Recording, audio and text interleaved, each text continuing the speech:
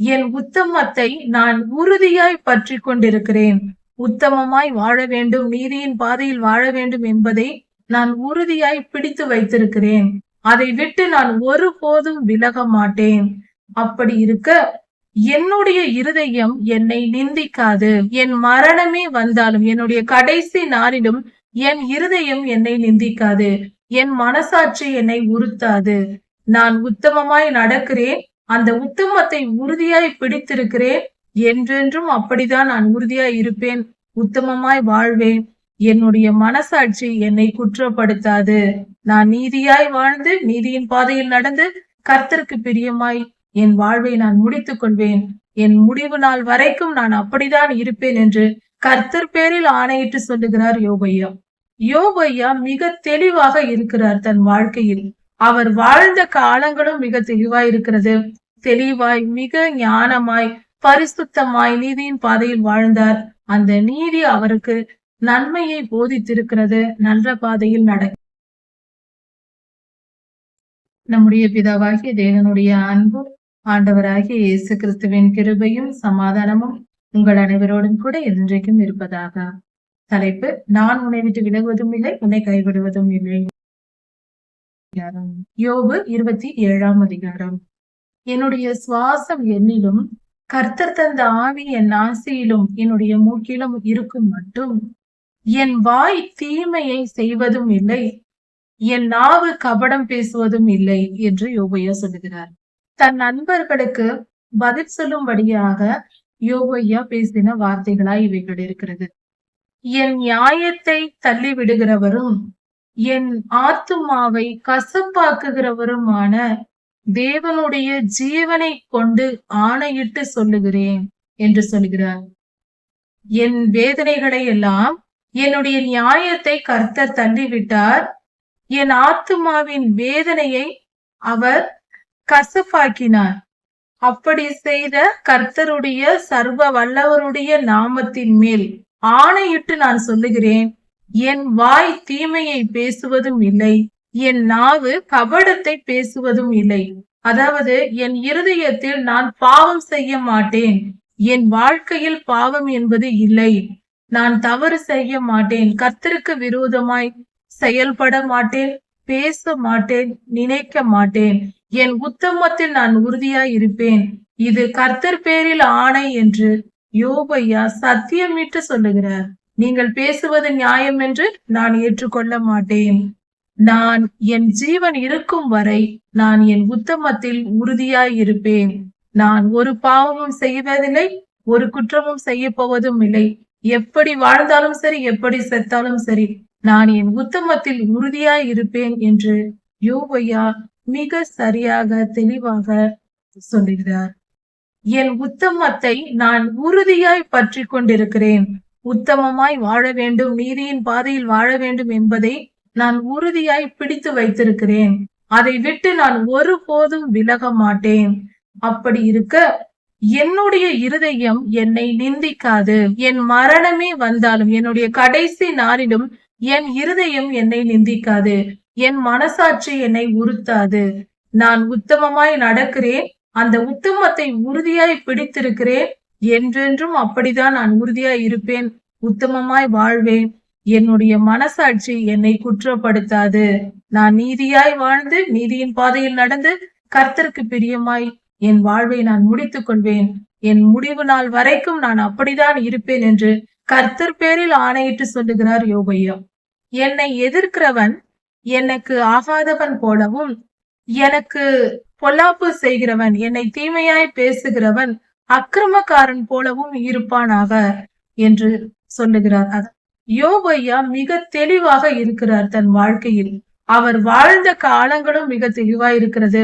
தெளிவாய், மிக ஞானமாய், பரிசுத்தமாய் நீதியின் பாதையில் வாழ்ந்தார். அந்த நீதி அவருக்கு நன்மையை போதித்திருக்கிறது. நல்ல பாதையில் நடக்கிறார். மாயக்காரன், அக்கிரமக்காரன் அதிகமாய் பணம் சேர்த்து சம்பாதித்து எடுத்து வைத்தாலும் அவன் ஜீவனை கர்த்தர் எடுத்து விட்டால் அதனால் அவனுக்கு லாபம் என்ன? அவன் உயிர் அவனை விட்டு போய்விட்டால் அவனுடைய சம்பாத்தியம், அவனுடைய பொருளின் பலன் என்ன என்று கேட்கிறார். அதனால் எந்த பிரயோஜனமும் இல்லையே. அதைதான் யோபையா சொல்லுகிறார். ஆபத்து அவன் மேல் வரும்போது, மாயக்காரன் என்று சொல்லும்போது, பாவம் செய்து துன்மார்க்கமாய் வாழ்கிறவன், நீதி நியாயத்தை விட்டு அக்கிரமமாய் அநியாயமாய் பிறரை தூஷித்து பிறருக்கு தீங்கு செய்து வாழ்கிறவன் கர்த்தரிடத்தில் மனமகிழ்ச்சியாய் இருப்பானா? கர்த்தரை அவன் தொழுது கொள்வானா? கர்த்தரை வணங்குவானா? செய்ய மாட்டான். அப்படி இருக்க அவன் கூப்பிடுதலை கர்த்தர் கேட்பாரா? அவன் ஆபத்து நாளில் கர்த்தரை நோக்கி கூப்பிட்டால் கர்த்தர் அவனுடைய ஜெபத்தை கேட்க மாட்டார் என்று மிக தெளிவாக இந்த இடத்தில் யோபையா சொல்லுகிறார். கர்த்தருடைய கரத்தின் கிரியைகளை குறித்து நான் உங்களுக்கு தெளிவாய் சொல்லுவேன். நான் ஒன்றும் மறைக்க மாட்டேன். கர்த்தருக்கும் யோபையாவுக்கும் இருந்த உறவின் அடிப்படையில் கர்த்தரை குறித்து அவர் தெரிந்து வைத்ததை நான் எல்லாவற்றையும் சொல்லுவேன், நான் மறைக்க மாட்டேன் என்று சொல்லுகிறார். இதனால் யோபையா எல்லாவற்றையும் சொல்லுவதனால் 3000 வருடங்களாக அவருடைய வார்த்தைகளை நாம் படித்து கொண்டு வருகிறோம். படிக்கிற ஒவ்வொருவரும் கர்த்தரை குறித்து அறிந்து கொள்கிறோம். இது எப்படிப்பட்ட மிகப்பெரிய காரியமாயிருக்கிறது, எப்படிப்பட்ட மிகப்பெரிய ஊழியமாயிருக்கிறது. யோபையா எந்த ஊருக்கும் போகவில்லை, யாரிடத்திலும் போய் சுவிசேஷம் சொல்லவில்லை. ஆனால் 1000 வருடங்களாக ஆயிரமாய் லட்சமாய் ஜனங்கள் அவருடைய வாழ்க்கையையும் அவர் பேசின வார்த்தைகளையும் கேட்டு மனம் திரும்பி கர்த்தரிடத்தில் பக்தியாய் நாம் வாழ்ந்து வருகிறோம். எத்தனை ஆயிரக்கணக்கான மக்களுக்கு, கோடிக்கணக்கான மக்களுக்கு கர்த்தருடைய வார்த்தைகள், அவருடைய இருதயத்தின் வெளிப்பாடை யோபையா வெளிப்படுத்தி இருக்கிறார். எவ்வளவு பெரிய ஊழியமாய் இது இருக்கிறது. கர்த்தர் பெரியவர். அவர் எதை எப்படி செய்கிறார் என்பதை மனிதனால் நிதானிக்க முடியாது. அவர் சர்வ வல்லமையுள்ள தேவன் என்பது அதுதான். நீங்கள் எல்லோரும் இதை அறிந்து வைத்திருக்கிறீர்கள். கர்த்தருடைய செயல்களை நான் உங்களிடத்தில் மறைக்க மாட்டேன். நான் ஏற்கனவே எல்லாவற்றையும் சொல்லி இருக்கிறேன், நீங்கள் தெரிந்திருக்கிறீர்கள். அப்படி இருக்கும்போது வீணான எண்ணம் ஏன் வைத்திருக்கிறீர்கள்? உங்கள் மனதில் ஏன் இவ்வளவு கசப்பு இருக்கிறது என்று யோபையா கேட்கிறார். பொல்லாங்கனும் கொடூரமான மனிதர்களும் கர்த்தரிடத்திலிருந்து எதை பெற்றுக் கொள்வார்கள்? அவர்களுடைய பங்கு, அவர்களுடைய சுதந்திரம் என்னவென்றால், அவனுடைய குமாரர்கள் பிறந்தால் அவர்கள் பட்டயத்துக்கு இரையாவார்கள்.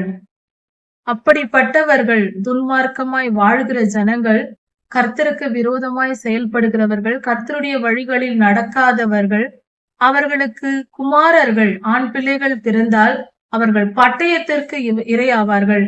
அதிகமான பிள்ளைகள் பெருகுகிறார்கள் துன்மார்க்கமாய் வாழ்கிற மனிதனுக்கு என்றால் அவர்கள் பலர் இறந்து விடுவார்கள் என்று பொருள். அப்படிப்பட்ட மனிதனுடைய கர்ப்ப பிறப்புகள், அவருக்கு பிறக்கும் பிள்ளைகள், அது ஆண் பெண் பிள்ளைகள் யாராய் இருந்தாலும் அவர்கள் ஆகாரத்தினால் திருப்தி அடைவதில்லை. அவர்கள் சாப்பிடும் உணவு அவர்களுக்கு திருப்தியாய் இருக்காது, போதும் என்று இருக்காது.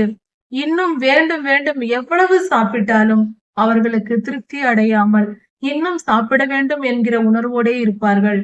இதற்கு காரணம் அவர்கள் பெற்றோர்கள் செய்த பாவமே என்று வேதம் சொல்லுகிறது.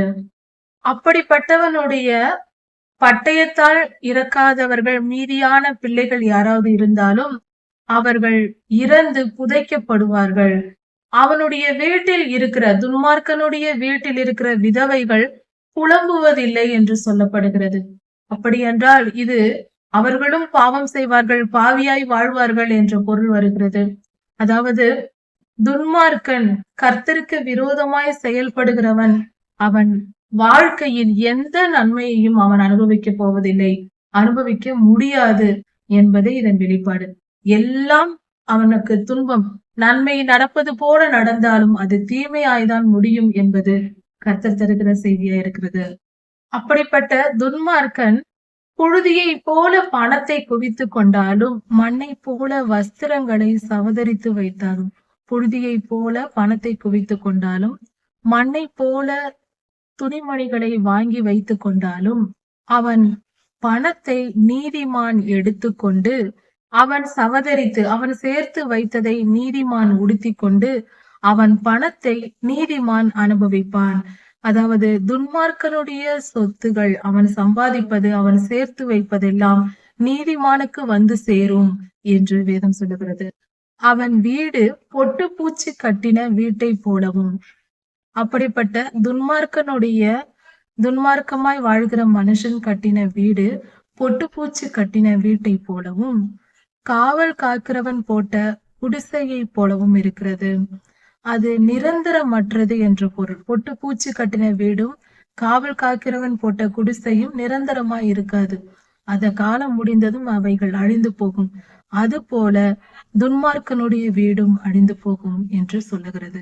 அவன் ஐஸ்வர்யவானாய் கிடந்து அவன் தூங்கும் போது அவன் தூங்கி எழுந்த பின்பு ஒன்றையும் அவன் பறிகொடுக்க மாட்டான்.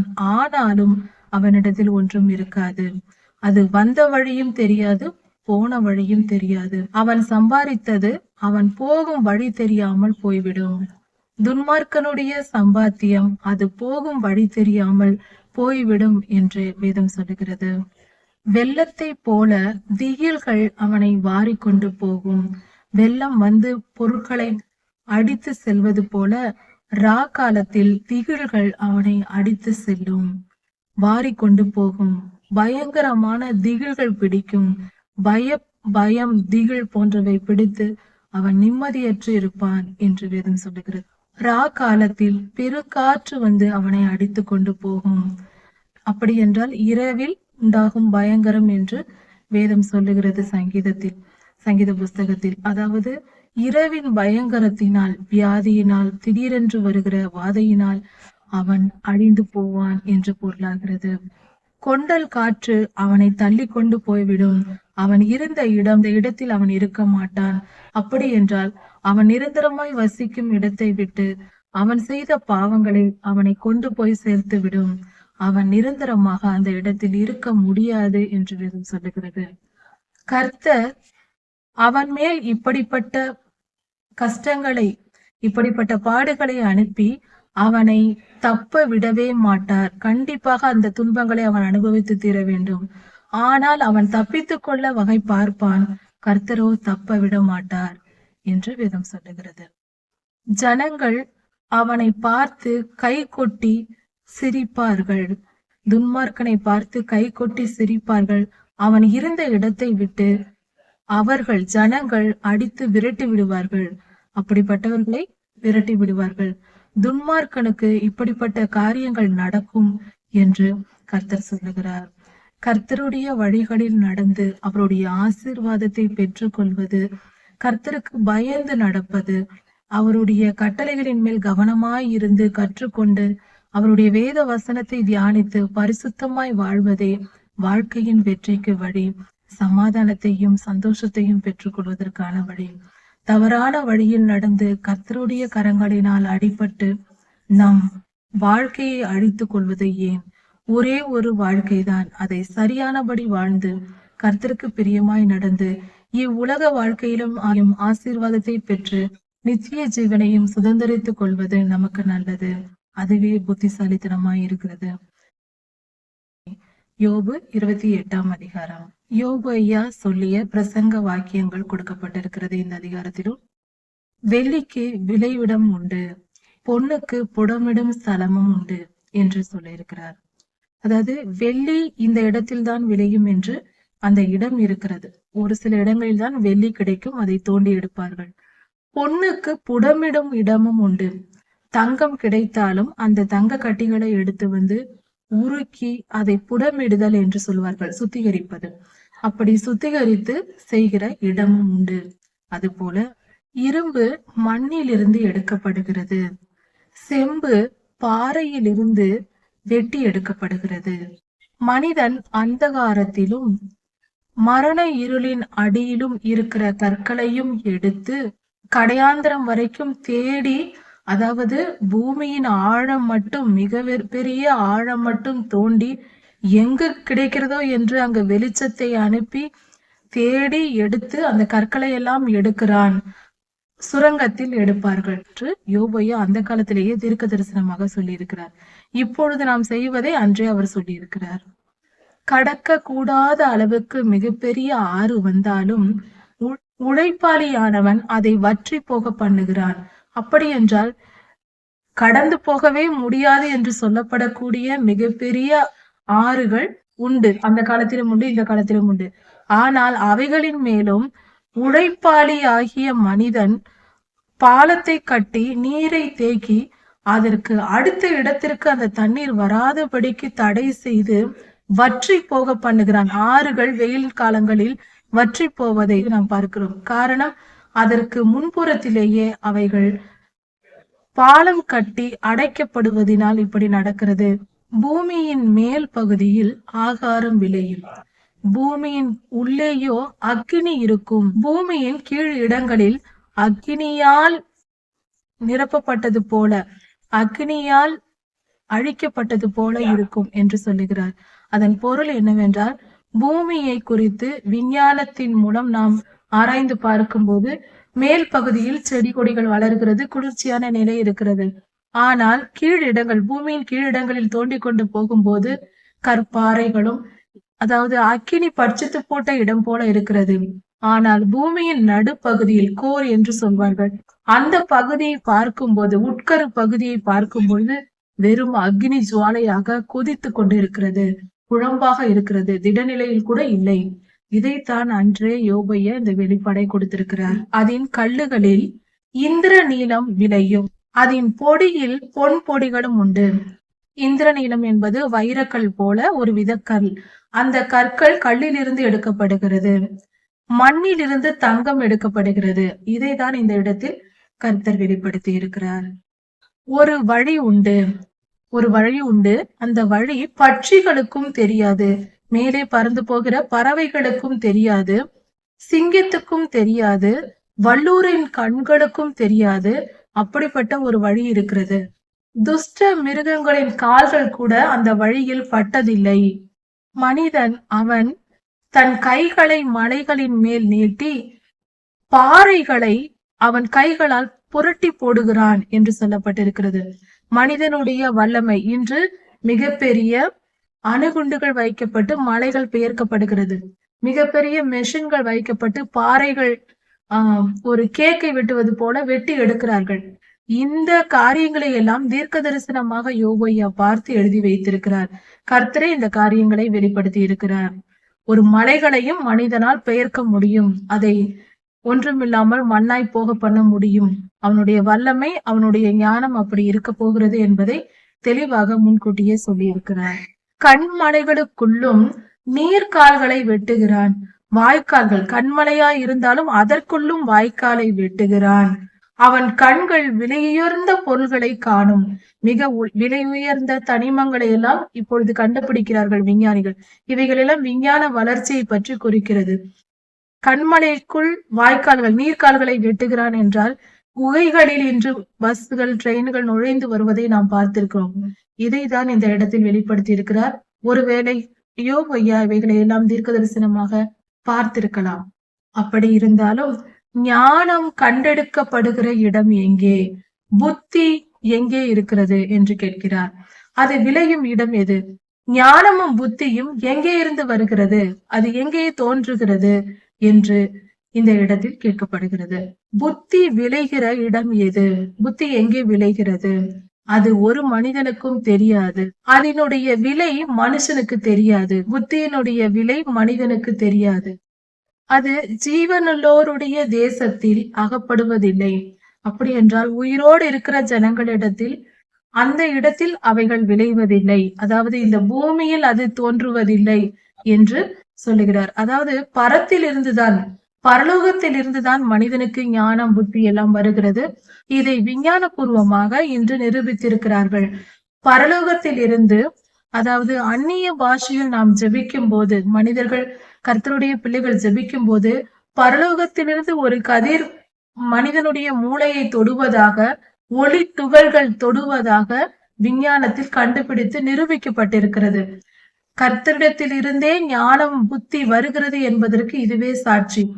அந்நிய கடலின் ஆழத்தை கேட்டால் அது என்னிடத்தில் இல்லை, ஞானமும் புத்தியும் என்னிடத்தில் இல்லை என்று சொல்லுகிறது.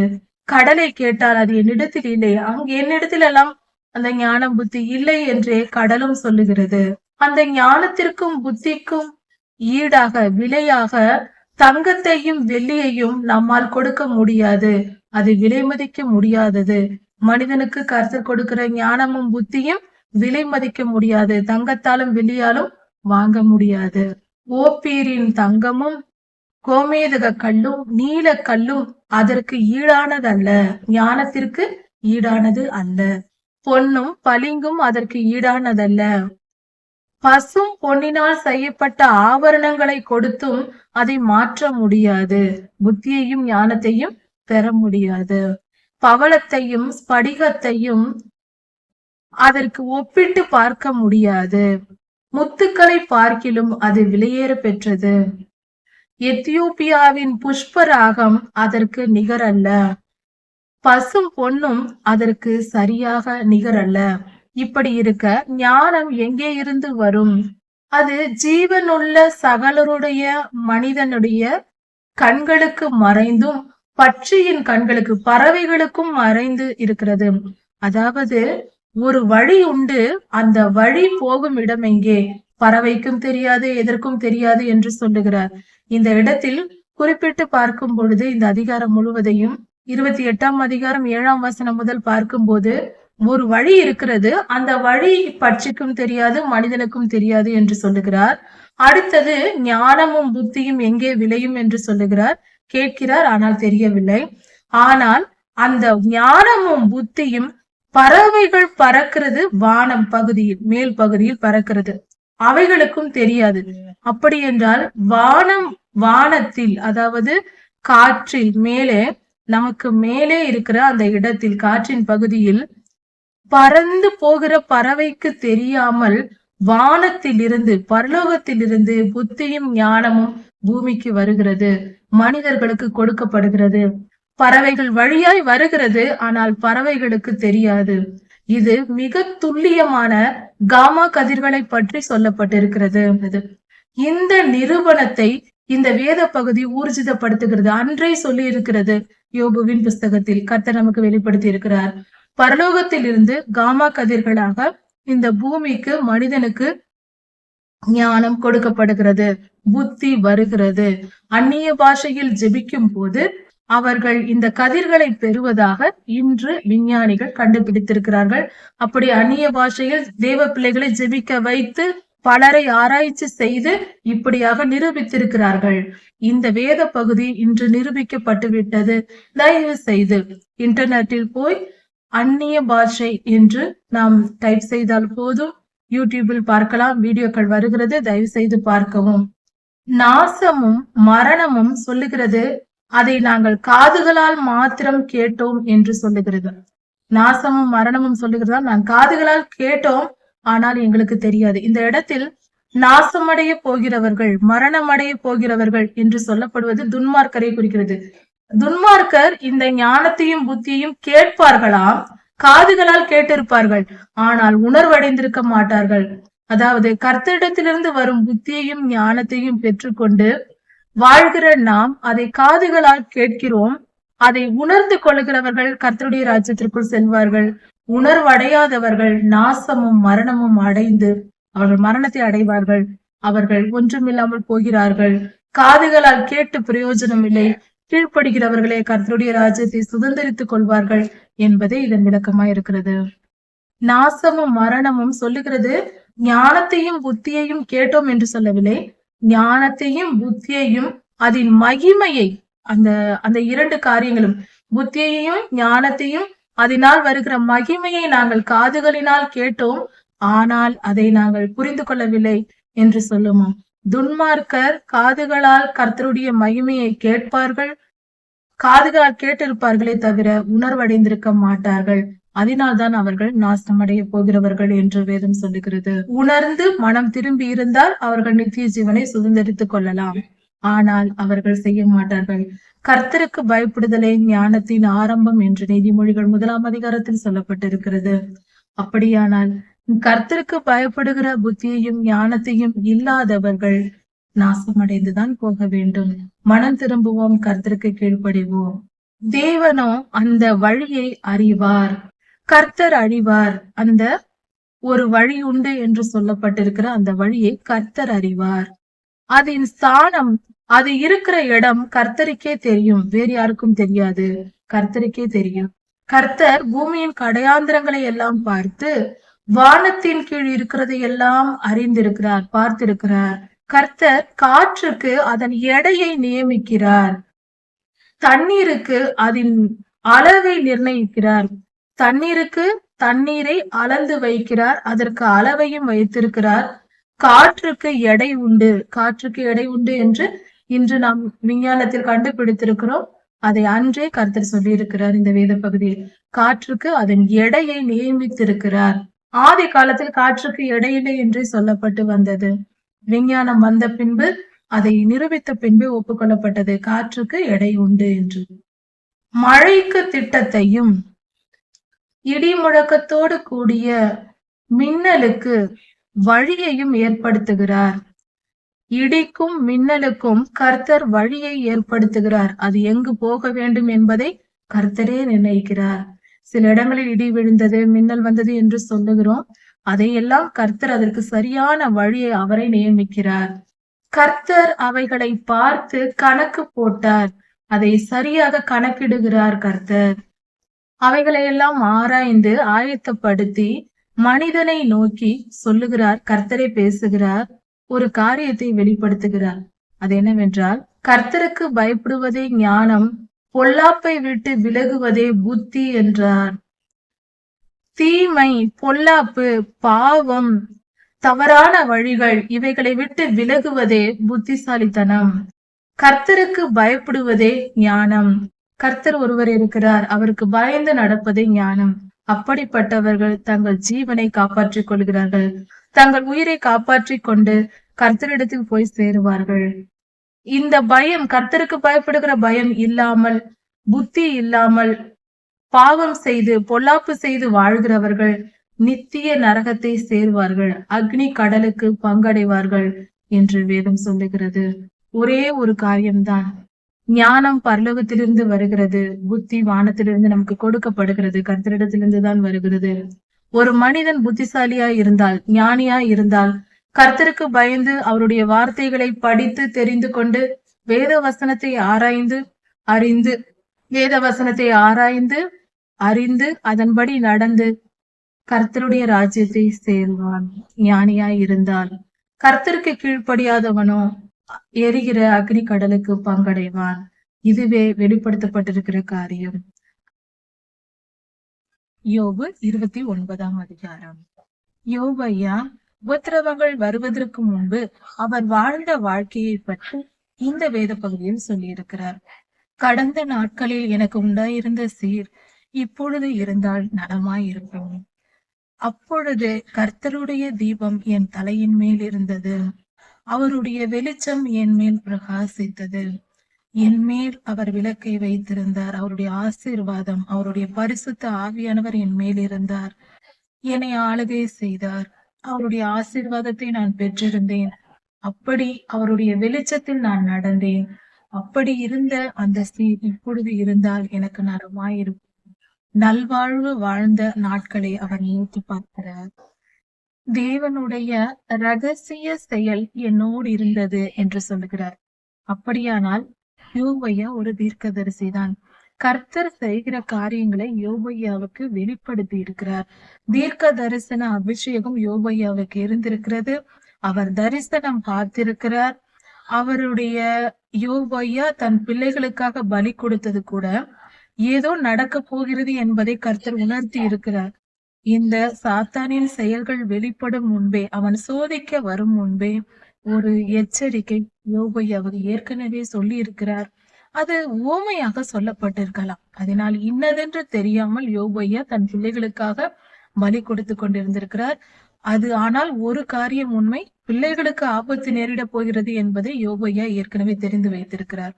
அதே போல நடந்தது. இந்த இடத்தில் யோபையா சொல்லுகிறார், கர்த்தருடைய ரகசிய செயல் என்னோடு இருந்தது, அவருடைய வெளிச்சம் என் மேல் இருந்தது, என் பிள்ளைகள் எல்லாம் என்னோடு இருந்தார்கள் என்று சொல்லுகிறார். என் கால்களை நான் நெய்யினால் கழுவினேன். செழிப்பான பணம், பொருள் என்று செழிப்பு மிகுந்திருந்தது. நான் வீதிகளில் நடந்து போய் என் ஆசனத்தை போட்டு நான் உட்கார்ந்தார். அதாவது நல்ல கௌரவத்தையும் மரியாதையையும் பெற்றிருந்திருக்கிறார். ஊர் உலகம் மதிக்கத்தக்க பெரிய மனிதன் என்று சொல்லத்தக்க மிக உயர்ந்த ஸ்தானத்தில் அவர் இருந்திருக்கிறார். பணம் இருந்தாலே உலகம் மதிக்கும். அவர் உத்தமன் வேறு, நேர்மையானவர் வேறு. நியாய விசாரிப்புகளில் அவர் உட்கார்ந்திருப்பார். பல பிரச்சனைகளை ஊர்களில் நடக்கிற பல பிரச்சனைகள், பஞ்சாயத்துகள் போன்ற காரியங்களை அவர் செய்திருப்பார். அதனால் அவருக்கு மிகுந்த மரியாதை உண்டு. அவர் வீதியில் நடந்து போய் அவர் ஆசனத்தை போட்டு உட்கார்ந்திருக்கிறார். சேர் போட்டு அவர் உட்கார்ந்த வாலிபர்கள் என்னை கண்டு ஒளிந்து கொள்வார்கள். வாலிபர்கள் அவர் பெரியவர் வருகிறார் என்று மரியாதை நிமித்தம் தங்களை ஒளிந்து கொள்வார்களாம், ஒளிந்து கொண்டு விடுவார்களாம். பெரியோர்கள் எழுந்து நிற்பார்களாம். வயதில் பெரியவர்கள் யோபோயா வந்தால் எழுந்து நிற்பார்களாம். அந்த அளவுக்கு மரியாதையையும் பெற்றிருந்திருக்கிறார். அது மட்டுமல்ல, பிரபுக்கள் தங்கள் வாயை மூடிக்கொள்வார்கள். பிரபுக்கள், அதாவது யோபோயாவுக்கு பேசுகிறவர்கள் அப்படிப்பட்ட மிகப்பெரிய பிரபுக்கள், பணத்திலும் வயதிலும் எல்லாவற்றிலும் பெரியவர்களா இருக்கிறவர்கள், செல்வாக்கு பெற்றவர்கள் தங்கள் வாயை மூடிக்கொள்வார்களாம். அவருக்கு அவ்வளவு மரியாதை இருந்திருக்கிறது. பெரியவர்களின் சத்தம் அடங்கி அவர்களுடைய நாவு அவர்கள் மேல் வாயோடு ஒட்டி கொண்டது என்று சொல்லுகிறார். பெரியவர்கள் எல்லாம் அடங்கி போய் விடுவார்களாம். யோபோயா பேச ஆரம்பித்தால் பெரியவர்கள் அடங்கி விடுவார்கள். அந்த அளவுக்கு மரியாதையும் கௌரவத்தையும் பெற்றிருந்தார் யோபோயா. அவர் அந்த அளவுக்கு நீதிமானாய் வாழ்ந்திருக்கிறார், நற்பெயரையும் பெற்றிருக்கிறார். என்னை கேட்ட காது எனக்கு சாட்சியிட்டது. நான் பேசுவதை கேட்டவர்கள், கேட்ட காது என்றால் கேட்டவர்கள் என்னை பார்த்து சந்தோஷப்பட்டார்கள். பேச்சை கேட்டவர்கள் யோபோயாவை குறித்து அவர் பாக்கியசாலி என்று சொன்னார்களாம். யோபோயா ஆசீர்வதிக்கப்பட்டிருந்தார். அவருடைய சொற்களினால் பலரும் நன்மை பெற்றார்கள். எல்லோரும் அவர் பாக்கியசாலி, அதிர்ஷ்டசாலி என்றார்கள். யோபோயாவுக்கு நல்வாழ்வு இருந்தது. அவரை கண்ட கண் சாட்சியிட்டது. யோபோயாவை பார்த்தவர்கள் சாட்சியிட்டார்களாம். இப்படி அல்லவா ஒரு மனிதன் இருக்க வேண்டும் என்று பாராட்டி பேசி இருக்கிறார்கள். ஏழையையும் திக்கற்ற பிள்ளைகளையும் உதவியற்றவனையும் ரட்சிப்பேன், பாதுகாப்பேன் என்று சொல்கிறார். ஏழைகளுக்கு உதவி செய்திருக்கிறார். திக்கற்ற பிள்ளைகளுக்கு அவர்கள் வாழ்க்கை வளருவதற்கு அவர்களுக்கு தேவையான ஆகாரம், உணவு போன்ற காரியங்களை கொடுத்து பராமரித்து வாழ்ந்து வந்திருக்கிறார். அவர் உதவியற்றவர்களுக்கு உதவி செய்திருக்கிறார். ஏதாவது உதவி தேவை என்று சொல்லப்படுகிறவர்கள், முதியவர்கள், சிறியவர்கள் யாரா இருந்தாலும் யாராவது உதவி செய்தால் பரவாயில்லை என்று எதிர்பார்க்கிறவர்களுக்கு யோபோயா போய் எல்லாருக்கும் உதவி செய்திருக்கிறார். இவர் நற்காரியங்கள், நற்குணசாலியாகவும் இருந்திருக்கிறார். நல்ல மரியாதையையும் சமுதாயத்தில் பெற்றிருக்கிறார். அவருக்கு ஒரு குறைவும் இல்லை. அந்த அளவுக்கு கர்த்தர் அவரை ஆசீர்வதித்திருக்கிறார். துன்மார்க்கனுடைய சந்தோஷம் கொஞ்சம்தான், கொஞ்ச நேரம்தான் என்று சொல்லப்பட்டிருக்கிறது. ஆனால் நீதிமானின் சந்தோஷமோ நிரந்தரமானது. மறந்துவிட வேண்டாம், சோர்ந்து போக வேண்டாம். நீதியின் பாதையில் நடக்கும் போது வரும் உபத்திரவங்கள் நம்மை பண்படுத்ததானே தவிர அது நம்மோடு ஒட்டி கொண்டு காலம் முழுவதும் வரப்போவதில்லை. துன்பத்தை கர்த்தர் நீக்கி போடுவார், சிறையிருப்பை கர்த்தர் நீக்கி போடுவார். அவருடைய கிருபை மகா பெரியது. நம்மளுக்கு வரும் துன்பங்கள் அநேகமாய் இருக்கும், ஆனால் அவைகள் எல்லாவற்றிலிருந்தும் கர்த்தர் அவனை விடுவிப்பார் என்று வேத வாக்கியம் சொல்லுகிறது. சத்திய வேதம் நிரந்தரமானது. வானமும் பூமியும் ஒழிந்து போனாலும் என் வார்த்தைகளோ ஒழிந்து போவதில்லை என்று கர்த்தர் சொல்லி இருக்கிறார். அவருடைய பரிசுத்த அந்த வார்த்தையின்படி எல்லா வேதனைகளும் நம்மை விட்டு நீங்கி போகும். கலங்க தேவையில்லை. கெட்டு போக இருந்தவரின் ஆசீர்வாதம் என் மேல் வந்தது. ஒருவன் துன்மார்க்கனுடைய ஆசீர்வாதத்தை எடுத்து யோபோயாவினிடத்தில் கர்த்தர் கொடுத்தார். விதவைகளின் இருதயத்தை கம்பீரிக்க பண்ணினேன் என்று சொல்கிறார். விதவைகள் மிகவும் துன்பத்தோடு, வேதனையோடு, அதாவது உதவி யாரும் செய்வதற்கு இல்லாததினால், சமுதாயத்தினால் பல போராட்டங்களை சந்தித்து வாழ்கிற, வேதனையோடு இருக்கிற, யாரும் கதியில்லை என்று ஒரு பெண் இருக்கிறாள் என்றால், அதுவும் பெண்ணா இருக்கும் பொழுது அது மிகவும் வேதனை உள்ளது. அப்படிப்பட்ட விதவைகளை அவர்கள் இருதயத்தை கம்பீரிக்க பண்ணினாராம். அவர்கள் சந்தோஷப்பட்டு உற்சாகம் அடையும் அளவுக்கு யோபோயா அவர்களை பார்த்து கொண்டார்களாம். நீதியை தரித்து கொண்டே, அவர் நீதியை, யோபோயா நீதியை வஸ்திரமாக தரித்து கொண்டாராம். நியாயத்தை அவருடைய சால்வையாகவும் தலைப்பாகையாகவும் அவர் வைத்து கொண்டாராம். அவருடைய நீதி நியாயங்கள் அவரோடு ஒட்டி இருந்தது. நான் குருடனுக்கு கண்ணும் சப்பானிக்கு காலுமாய் இருந்தேன் என்று சொல்லுகிறார். பார்வையில்லாதவர்களுக்கு அவர் பார்வையாக கண்ணாக இருந்தாராம். குறைபாடு தெரியாத அளவுக்கு அவர்களை பார்த்து கொண்டாராம். சப்பானிகளுக்கு காலாய் இருந்தேன் என்று சொல்லுகிறார். நடக்க முடியாதவர்களுக்கு வசனம் சொல்லுகிறது, கால் நடக்க முடியாமல் இருப்பவர்களுக்கு அவர் காலாய் இருந்து அவர்களை பராமரித்தார். அவர்கள் கண்ணீர் விடவும் வேதனைப்படவும் எப்படி வாழ்வது என்ற தவிப்பும் இல்லாதபடிக்கு அவர்களை பராமரித்து பாதுகாத்தார். அவர்கள் தேவைகளை எல்லாம் நிறைவாக்கினாராம். நான் எளியவர்களுக்கு ஏழை எளியவர்களாய் உதவி தேவைப்படி யாராவது உதவி செய்வார்களா என்ற நிலையில் இருப்பவர்களுக்கு இவர் தகப்பனை போல இருந்து அவர்கள் எல்லாம் நீங்கள் என் தகப்பன் என்று சொல்லும் அளவுக்கு அவர்களுக்கு உதவி செய்து பராமரித்து பாதுகாத்தாராம். யோபையா. நான் அறியாத வழக்கை ஆராய்ந்து பார்த்தேன். அப்படி எளியவர்களாய் இருக்கிறார்கள். அவர்களுக்கு உதவி செய்வது மட்டுமல்ல, அவர்களுக்கு ஒரு பிரச்சனை என்றால் அவர்களுடைய வழக்கை ஆராய்ந்து அவர்களுக்கு நீதி நியாயத்தையும் நடப்பித்தேன். பண உதவி, பொருள் உதவி மட்டுமல்ல, அவர்களுக்கு தேவையான நியாயத்தையும் பிரச்சனைகளில் இருப்பவர்களுக்கு நான் செய்தேன் என்று சொல்லுகிறார். ஏழைகளுக்கு உதவுவது மட்டுமல்ல, நான் அநியாயக்காரர்களுடைய பற்களை உடைத்து போட்டேன் என்று சொல்லுகிறார். அதாவது அநியாயமாய் அக்கிரமம் பண்ணிக்கொண்டு இயலாதவர்களை, தன்னிலும் பலம் குறைந்தவர்களை ஒடுக்கி அவர்களை துன்பப்படுத்தி சித்திரவதைப்படுத்துகிறவர்கள், அநியாயமாய் செயல்படுகிறவர்கள், அக்கிரமமாய் செயல்படுகிறவர்கள், அவர்கள் வீட்டில் இருக்கலாம், ஊரில் இருக்கலாம், எங்கு வேண்டுமானாலும் இருக்கலாம். அப்படிப்பட்ட மனிதர்களின் கடவாய் பற்களை உடைத்து போட்டாராம். பற்களை உடைத்து போட்டார் என்றால் சரியான நீதியின்படி அவர்களை அடித்து நொறுக்கி அவர்கள் பறித்ததை அவர்கள் பற்களில் இருந்தும் பிடுங்கினேன் என்று சொல்லுகிறார். அவர்கள் ஏழைகளையும் எளியவர்களையும் ஒடுக்கி அவர்களுடைய பணத்தையோ சொத்தையோ அவர்கள் உழைப்பையோ பிடுங்கி கொண்டால் அப்படிப்பட்ட அநியாயக்காரரின் பற்களை உடைத்து அவர்கள் பற்களில் இருப்பதையும் பிடுங்கி எடுத்து நீதி நியாயம் செய்தாராம். அப்படி என்றால் அவர் ஏழைக்கு இறங்குகிற இரக்க குணம் மட்டுமல்ல, நீதியை சரிக்கற்ற நல்ல நீதிமானாய், உத்தமனாய், வல்லமையுடைய மனிதனாகவும் வாழ்ந்திருக்கிறார். நல்ல ஒரு பராக்கிரமசாலியாகவும் இருந்திருக்கிறார். துன்மார்க்கனை, அநியாயக்காரனை அடித்து நொறுக்குகிற அளவுக்கு பெரிய மனிதராகவும் இருந்திருக்கிறார். என் கூட்டிலே நான் ஜீவித்து போவேன், என் நாட்களை நான் மணலத்தனையாய் பெருக பண்ணுவேன் என்றேன். என் கூட்டிலே நான் வாழ்வேன், அதாவது என்னுடைய சரீரத்தில், என்னுடைய வீட்டில் நான் இதிலேயே நிரந்தரமாய் இருப்பேன். தன்னை மரமாக கற்பனை செய்து ஒரு காரியத்தை சொல்கிறார். என் வேர் தண்ணீரின் ஓரமாய் நடப்பட்டதா இருந்தது. என் இலைகள் முழுவதும் பனியால் நிரம்பி இருந்தது. நான் ஒரு மரம் என்றால், அதாவது ஒரு மரம் எப்பொழுதும் தண்ணீர் ஓடுகிற வாய்க்காலின் அருகில் அதன் வேர் இருந்து அதன் மேல் எப்பொழுதும் பனி பெய்து கொண்டே இருந்தால் அந்த மரம் எப்பொழுதும் பசுமையாக செழிப்பாக இருக்கும். பூத்து காய்த்து பசுமை நிறைந்ததா இருக்கும். அதனுடைய காய்ந்து போன சருகுகளை மரத்தில் பார்க்கவே முடியாது. எப்பொழுதும் துளிர்த்து கொண்டே இருக்கும். அது போல நான் இருந்தேன், அப்படிப்பட்ட செழிப்பாய் நான் வாழ்ந்தேன் என்று யோபையா சொல்லுகிறார். என் மகிமை செழித்தோங்கி, என் மகிமை செழிப்பாகி, என் வில், என் ஆயுதம் புதுபலன் அடைந்தது, புதுபலன் கொண்டது. நான் எல்லாவற்றிலும் வல்லமையாய் செய்தேன் என்று பொருளாகிறது.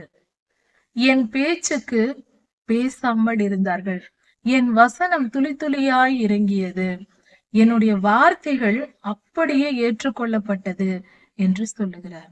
மழைக்கு காத்திருப்பது போல, மழை பெய்யும் போது மழை பெய்தால் பரவாயில்லை என்று வானத்தை நோக்கி கொண்டிருக்கும். அது போல எனக்காக காத்திருந்தார்கள். பின்மாறிக்க ஆசை உள்ளவர்கள் போல தங்கள் வாயை திறந்திருந்தார்கள் என்னை நோக்கி. அதாவது பின்மாறி மழை என்பது பயிர் எல்லாம் முளை விட்டு செடி வளரும் போது இன்னொரு மழை பெய்தால் பரவாயில்லை என்று தோன்றும். அந்த மழையை பொறுத்து அதன் விளைச்சல் நன்றாக இருக்கும். அது போன்ற ஒரு செழிப்பான மழைக்கு காத்து, சரியான நேரத்தில் பெய்யும் மழைக்காக விவசாயிகள் காத்திருப்பது போல எனக்காக அவர்கள் காத்திருந்தார்கள். என் மேல் ஆசையாய் இருந்தார்கள். நான் பேச வேண்டும், நான் வந்தால் அவர்களுக்கு பலன் கிடைக்கும் என்று ஆவென்று வாயை திறந்திருந்தார்கள். என்னை கண்டால் நான் ஏதாவது உதவி செய்வேன் என்று அவர்கள் காத்திருந்தார்கள் என்று சொல்லுகிறார். நான் அவர்களை பார்த்து சிரிக்கும் போது அவர்கள் துணிகரம் கொள்ளவில்லை. அவர்களை பார்த்து நான் சிரித்தால் அவர்கள் தைரியமாய் எதிர்த்து நின்று பேசுவார் இல்லை. என் முகக்கலையை மாற பண்ணுபவரும் இல்லை.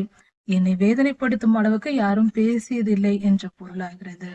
நான் அவர்களுக்குள் இருக்கும் பொழுது அவர்களுக்கு தலைவராகவும் இராணுவத்தில் ஒரு ராஜாவை போலவும் துக்கத்தோடு இருக்கிறவர்களை தேற்றரவு பண்ணுகிறவர்கள் போலவும் நான் இருந்தேன்.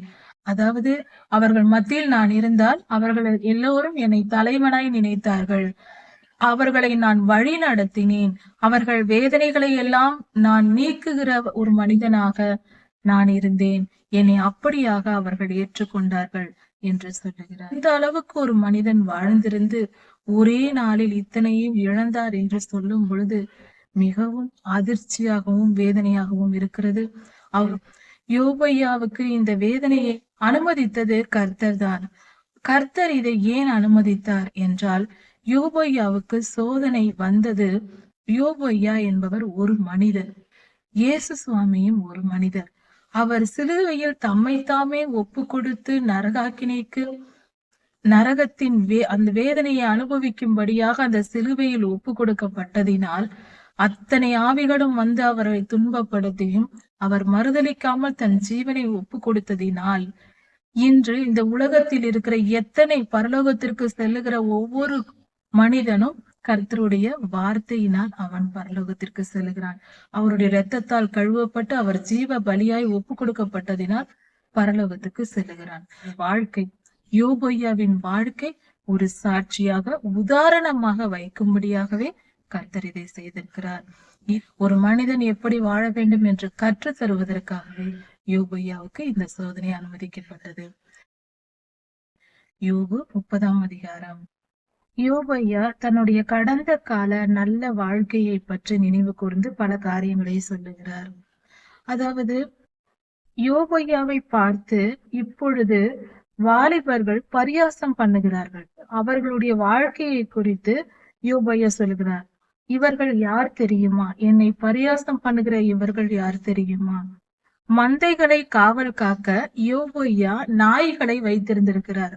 அந்த நாய்களோடு கூட கூட இவர்களுடைய பெற்றோர்களை, இவர்களுடைய பிதாக்களை நான் வைத்திருக்க மாட்டேன். அப்படிப்பட்ட இவர்கள் என்னை இப்பொழுது பரியாசம் பண்ணுகிறார்கள் என்று சொல்லுகிறார் யோபையா. இவருடைய கடந்த கால வாழ்க்கை, இவர் அவ்வளவு உயர்ந்த நிலையில் இருந்திருக்கிறார். இவர்கள் மகா அயோக்கியமானவர்கள், வசதி குறைந்த ஏழைகள் அல்ல. அப்படிப்பட்டவர்களுக்கெல்லாம் யோபையா உதவி செய்திருக்கிறார். யோபையாவை பார்த்து பரியாசம் பண்ணி கேவலமாய் கிண்டலாய் பேசினவர்கள் யார் என்றால் அவர்களுடைய பெற்றோர்கள் எப்படிப்பட்டவர்கள் என்று. அதாவது பரியாசம் பண்ணுகிற மனிதனுக்கு அவர்களுடைய பெற்றோர்கள் எப்படி இருப்பார்கள், அவர்கள் எப்படிப்பட்ட அக்கிரமக்காரர்கள் என்று யோபையா சொல்லுகிறார். அவர்கள் அநியாயமானவர்கள். விருத்தாப்பியத்தினால், வயதானதினால் அவர்களை நான் பராமரித்து வந்தேன். அவர்கள் மிகுந்த வயதுடையவர்களாய், மிகுந்த வயதானவர்களாய் இருந்தார்கள். அவர்களால் எனக்கு என்ன உதவி இருந்தது? அவர்கள் என்ன வேலை செய்தார்கள்? ஒன்றும் செய்யவில்லை. ஆனாலும் அவர்களுக்கு நான் உதவி செய்து பாதுகாத்து வந்திருக்கிறேன் என்று சொல்லுகிறார். யோபையாவினால் பராமரிக்கப்பட்டு வந்தவர்கள் அவர்களுடைய பிள்ளைகளை யோபையாவை குறித்து பரியாசம் பண்ணுகிறார்கள். என் மந்தையில் இருக்கிற நாய்களுக்கு கூட அவைகளுக்கு கூட நான் இவர்கள் பெற்றோர்களை நான் வைத்திருக்க மாட்டேன். அப்படிப்பட்டவர்கள் இப்பொழுது என்னை நோக்கி பரியாசம் பண்ணுகிறார்கள். அவர்களை தெருவில் இருக்கிறவர்கள் பார்த்தால் கள்ளன் கள்ளன் என்று அடித்து விரட்டுவார்களாம். இவன் திருடன் திருடன் என்று அடித்து விரட்டுவார்களாம். அந்த அளவுக்கு திருடு வேலை செய்கிறவர்கள், கெட்ட மனிதர்கள், துன்மார்க்க மனிதர்கள். இதிலிருந்து பல அர்த்தங்களை நாம் எடுக்கலாம். பரியாசம் பண்ணுகிற வாலிபரின் பிதாக்கள் எப்படி இருந்திருக்கிறார்கள்? திருடராய் இருந்திருக்கிறார்கள். எதற்கும் பிரயோஜனமற்றவர்களாய், நன்மை செய்ய அறியாதவர்களாய், உழைக்க தெரியாதவர்களாய் இருந்திருக்கிறார்கள். ஊருக்குள்ளே யாரும் அவர்களை சேர்க்க மாட்டார்கள். அந்த அளவுக்கு கெட்டவர்களாய் இருந்திருக்கிறார்கள், யாரும் விரும்பத்தகாதவர்களாய் இருந்திருக்கிறார்கள். அப்படிப்பட்ட மனிதர்கள் பசியினாலும் வேதனையினாலும் வாடி போய் காடுகளுக்குள் அலைந்து திரிந்து இலைத்தழைகளை பறித்து அதன் கிழங்குகளை பிடுங்கி அதை சாப்பிட்டு இப்படியெல்லாம் அவர்கள் வாழ்ந்திருக்கிறார்கள். இப்படி நல்ல உணவு கூட கிடைக்காத, ஒரு சாதாரண உணவு கூட கிடைக்காமல் கிழங்கு வகைகளை சாப்பிட்டு, கோதுமை கிடைக்காமல், அப்பம் கிடைக்காமல் கிழங்கு வகைகளை சாப்பிட்டு காடுகளில் அலைந்து திரிந்தவர்கள், அவர்களால் ஒன்றும் முடியாது, மனிதர்களால் வெறுக்கப்பட்டவர்கள், அப்படிப்பட்ட நிலையில் இருந்தவர்கள். அவர்களுக்கு நிரந்தரமான வீடு இல்லை. பள்ளத்தாக்குகளின் கெபிகளிலும் குகைகளிலும் கண்மலை வெடிப்புகளிலும் பதுங்கி திரிந்தவர்கள். அதாவது இன்றைக்கு இருக்கிற திருடர்கள், தீவிரவாதிகள், அப்படிப்பட்ட வாழ்க்கை வாழ்ந்தவர்கள், தீவிரவாதிகளைப் போல வாழ்ந்த மனிதர்கள், அக்கிரமம் செய்து கொண்டு ஆகாரம் கூட இல்லாமல் பல தீமைகளை செய்து சமுதாயத்தால் வெறுக்கப்பட்டவர்கள். அப்படிப்பட்ட நிலைமையில் இருந்தவர்களுடைய பிள்ளைகள் இன்று யோபையாவை பரியாசம் பண்ணுகிறார்கள். சமுதாயத்தால் வெறுக்கப்பட்ட கேவலமான தீமை நிறைந்த அப்படிப்பட்டவர்களுக்கு நான் பாட்டும் பழமொழியும் ஆனேன் என்று சொல்லுகிறார். அவர்கள் என்னை கேவலமாய் பேசும் அளவுக்கு என் வாழ்க்கை வந்ததே என்று அவர் வேதனையோடு பேசுகிறார். அப்படி பரியாசம் பண்ணுகிற அந்த வாலிபர்கள் எப்படி செய்கிறார்கள் என்றால், அவர்கள் பரியாசம் பண்ணுவது மட்டுமல்ல, என்னை சிறுமைப்படுத்துகிறார்கள், என் வேதனையை பெருக பண்ணுகிறார்கள், நான் படுகிற துன்பத்தை இன்னும் அதிகப்படுத்தி பார்க்கிறார்கள், இன்னும் கொஞ்சம் தூண்டி விடுவோம், இன்னும் கொஞ்சம் வேதனைப்படுத்துவோம் என்று வேதனைப்படுத்துகிறார்கள். நான் நடந்து போகும்போது என் கால்கள் இடறி விழ பண்ணுகிறார்கள், நான் கீழே விழ வேண்டும் என்று நினைக்கிறார்கள், அப்படி விழும்படி செய்கிறார்கள். இவ்வளவு தீங்கை செய்கிற துன்மார்க்கராய் இருக்கிறார்கள். அவர்கள் என்னை அவ்வளவு கேவலமாக நடத்துகிறார்கள் என்று யோபையா சொல்லுகிறார். பயங்கரங்கள் என்னை தொடர்ந்து வந்தது, என் ஆத்துமாவை அது காற்றை போல தொடர்ந்தது, என் சுக வாழ்வு மேகங்களைப் போல மறைந்து போயிற்று என்று சொல்லுகிறார். அதாவது அவரை தொடர்ந்து பயங்கரமான நிகழ்வுகள் நடந்து கொண்டே இருப்பதினால் அந்த வேதனை தாங்காமல் ஐயா சொல்லுகிறார், மேகம் எப்படி கலைந்து போகிறதோ அது திரும்பி வராதோ, அதே மேகம் திரும்பி வராது, அது மாறிக்கொண்டே இருக்கும், அதன் ரூபம் மாறி போகும், கொஞ்ச தூரம் போனதும் கலைந்து போகும். அது போல என் சுக வாழ்வு என்னை விட்டு போயிற்று. மேகம் கலைந்து போவது போல என்னுடைய நல்வாழ்வு, நன்றாக வாழ்ந்த அந்த காலங்கள், அந்த வாழ்க்கை என்னை விட்டு போயிற்று என்று யோபையா சொல்கிறார். என்னுடைய ஆத்துமா முறிந்து போயிற்று, என் மனம் முறிந்து போயிற்று, மனதால் நான் உடைக்கப்பட்டேன், நொறுக்கப்பட்டேன், இருதயம் நொறுங்குண்டு போயிற்று என்று சொல்லுகிறார். உபத்திரவத்தின் காலங்கள் என்னை பிடித்து கொண்டது, மகா உபத்திரவத்தை நான் அனுபவித்துக் கொண்டிருக்கிறேன் என்று யோபையா சொல்லுகிறார். என் எலும்புகள் துளைக்கப்பட்டு என் நரம்புகள் சோர்ந்து போயிற்று, என் நரம்புகளுக்கு இளைப்பாறுதல் இல்லை என்று சொல்லுகிறார். எலும்புகள் துளைக்கப்பட்டது என்று சொல்லும் பொழுது அவருடைய வலியின் வேதனை வெறும் தோல் பகுதி மட்டுமல்ல, அந்த பருக்கள் மட்டுமல்ல, அவருடைய எலும்புகள், அவருடைய நரம்பு கூட பாதிக்கப்பட்டிருக்கிறது, அவருடைய இரத்த ஓட்ட நிலை பாதிக்கப்பட்டிருக்கிறது.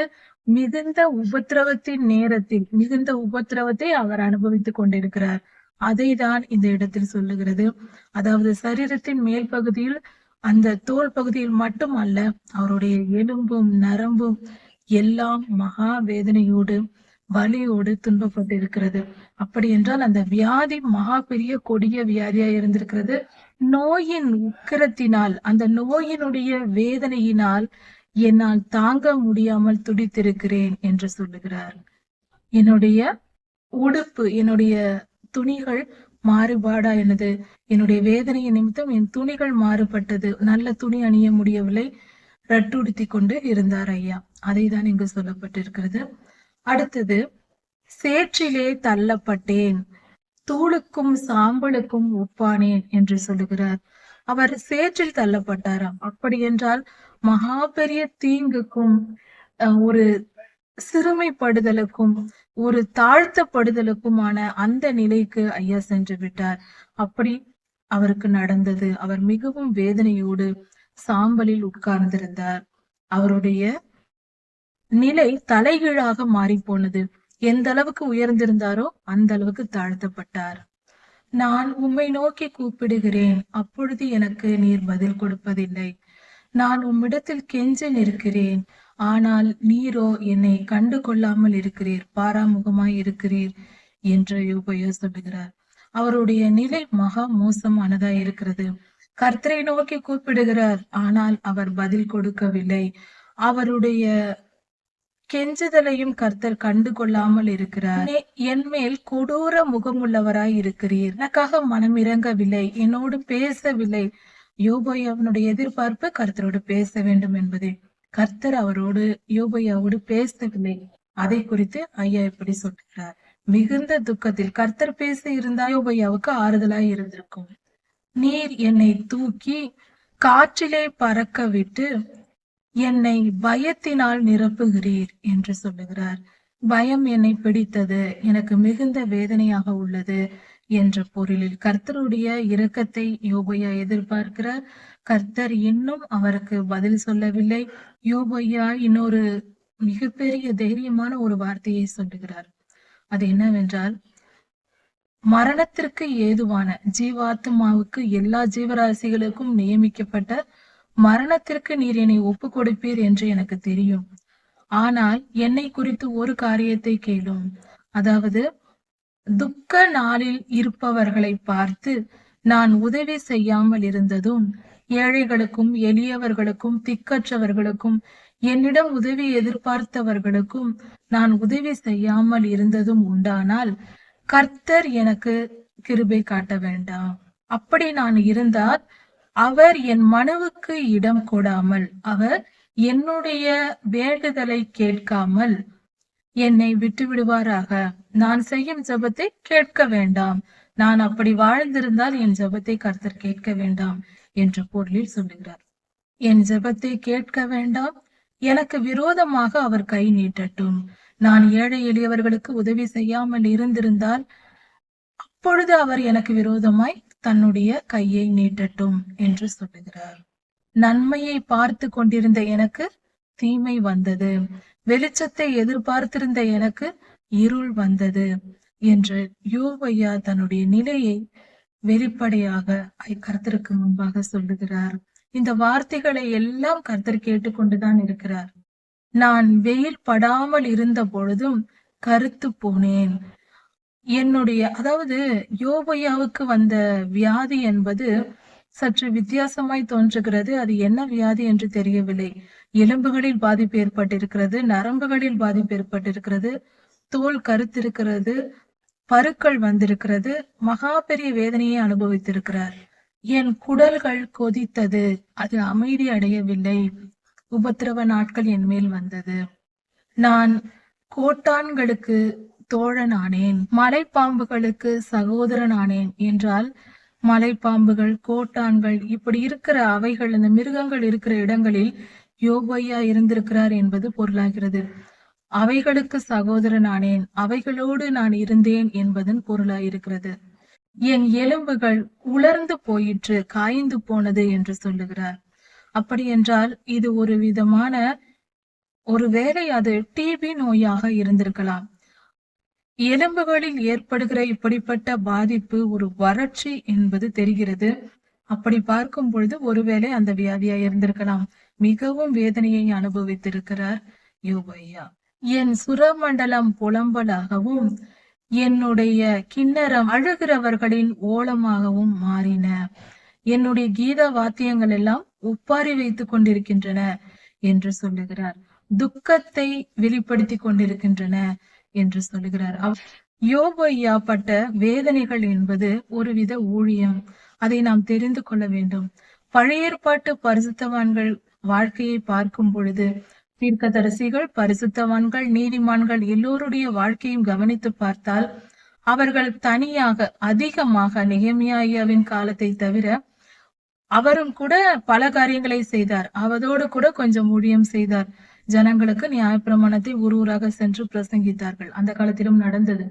ஆனாலும் யோபையா, எலியாயா போன்றவர்கள் எல்லாம் நாம் பார்க்கும் பொழுது அவர்கள் செய்த ஊழியமே மிகப்பெரிய ஊழியம் எது என்றால் பாடு அனுபவிப்பதுதான்.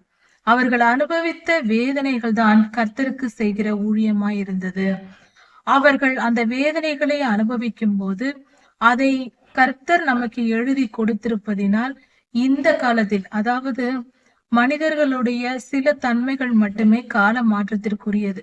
மற்றபடி குணங்கள், உணர்வுகள் போன்றவை மாற்றத்திற்குரியதல்ல. அந்த காலத்தில் இருந்ததுதான் இந்த காலத்திலும். அது மட்டும் அல்லாமல் பொல்லாத ஆவிகளும் அந்த காலத்தில் இருந்ததுதான் இந்த காலத்திலும் இருக்கிறது. சாத்தானின் கிரியைகள், அவன் ஒரே ஆள்தான். அவன் அன்று எப்படி செயல்பட்டானோ இப்பொழுதும் அப்படியே செயல்படுகிறான். கொஞ்சம் வேகமாக செயல்படுகிறான். அவனுடைய குணம் என்பது ஒரே விதமான குணம், பிறரை கெடுப்பது, பிறருக்கு தீங்கு செய்வது மட்டுமே சாத்தானின் குணமாயிருக்கிறது. அவன் அதையே தான் செய்கிறான். இப்படி இருக்க நாம் கவனிக்க வேண்டிய ஒரு காரியம், பாட அனுபவிப்பதும் ஒருவித ஊழியம்தான். கர்த்தருக்கு செய்யற நாம் ஊழியம். அதை நாம் புரிந்து கொண்டு கர்த்தர் தம்முடைய மலை உபதேசத்தில் சொல்லி இருக்கிறார், என் நாமத்தின் நிமித்தம் துன்பப்படுகிறவர்கள் பாக்கியவான்கள், அவர்கள் தேவனுடைய புத்திரர் எண்ணப்படுவார்கள் என்று சொல்லப்பட்டிருக்கிறது. அப்படிப்பட்டவர்கள் கர்த்தருடைய புத்திரர்கள் என்றும் நித்திய ஜீவனை சுதந்திரிக்க போகிறவர்கள் என்றும் கர்த்தர் சொல்லுகிறார். அப்படி இருக்க நாம் கவலைப்பட தேவையில்லை. கர்த்தர் மிக பெரியவராய் இருக்கிறார். அவருடைய கிருபை மகா பெரியது. அவர் நமக்கு கொடுக்கிற பாடுகளையும் நாம் சுமந்து கொள்ள வேண்டும். அதை புரிந்து நடந்து கொள்ள வேண்டும். இடர்கள் அடையக்கூடாது. இந்த பாடத்தை நாம் இந்த வேத பகுதியில் கற்றுக்கொள்கிறோம். கர்த்தர் உங்களை ஆசீர்வதிப்பாராக. இதன் தொடர்ச்சியை அடுத்த செய்தியில் பார்க்கலாம். மாரநாதா.